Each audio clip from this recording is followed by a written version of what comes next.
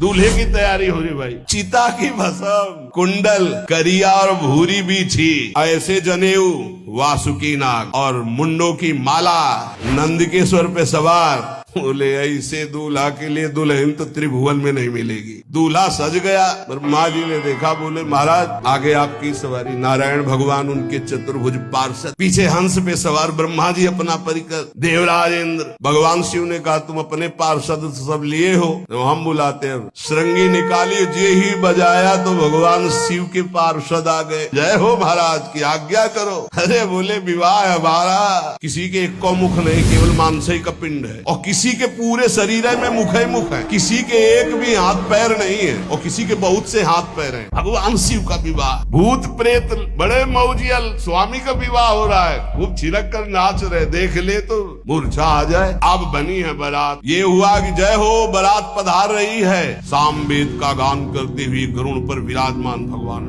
सब हिमालय वासी ओहो धन्य है, धन्य। यही दूल्हा है, बाराती है। दूल्हा तो भी बहुत सुंदर हो गए, सब देख के लुभायमान हो गए। नारायण परिकर सब। पीछे देखा हंस पर सवार भगवान ब्रह्मा जी, दूल्हा पीछे। गांव के नगर के लोग है ना, ये दूल्हा नहीं, सयाने लोग कहते हैं दूल्हा। दूल्हा तो ये तो ब्रह्मा जी है, देवराज इंद्र। ये दूल्हा नहीं नहीं नहीं, ये दूल्हा नहीं, ये दूल्हे की बाराती। जब सब निकल गए तो बहुत हृदय में आनंद था कि अब दूल्हा के दर्शन होंगे।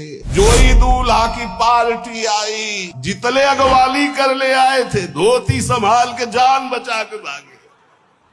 अब आरती करने के लिए, सुमंगल गाने के लिए नवीन नवीन स्त्रियां पार्वती जी की माता के साथ आ रही। मैना सोने की थाल है, आरती लेके जे भी देखा दूल्हा को, यही दूल्हा है। हाँ, हमारी बिटिया सूखे पत्ते खा के इसके लिए भजन करती रही। मैना जी ने पीछे मुड़ के देखा, एक भी नहीं स्त्री थी, अकेले थाली लिए खड़ी थी। थाली पटक दी, आरती की गई। अच्छा तो मेरा निर्णय सुन लिया जाए मैना जी का, अगर मेरी बात नहीं मानी गई तो हिमालय के शिखर से अपनी बेटी को लेके गिर के आत्महत्या कर लूंगी, ब्याह नहीं होने दूंगी। नारद जी गए और बोले विवाह करना है कि नहीं करना। शंकर जी से कहा, बोले वाह इसीलिए। बोले ये सब बंद करो आप, ये रूप से विवाह होता है, ये रूप हटाओ। बोले कौन सा रूप धारण करे? दूल्हा रूप धारण करो। भगवान शिव ने जे भी 16 वर्ष की अवस्था, हाथ में दर्पण, अद्भुत मुकुट धारण किए हुए, जटाएं ढकी हुई, गौर वर्ण, वो सुंदर रूप जो देखे सो मोहित हो जाए। मैना जी को बुलाया, देखो दूल्हा आ रहे हैं, एक एक कदम ऐसे चल रहे, संभाल संभाल के जैसे चलना सीख रहे हो।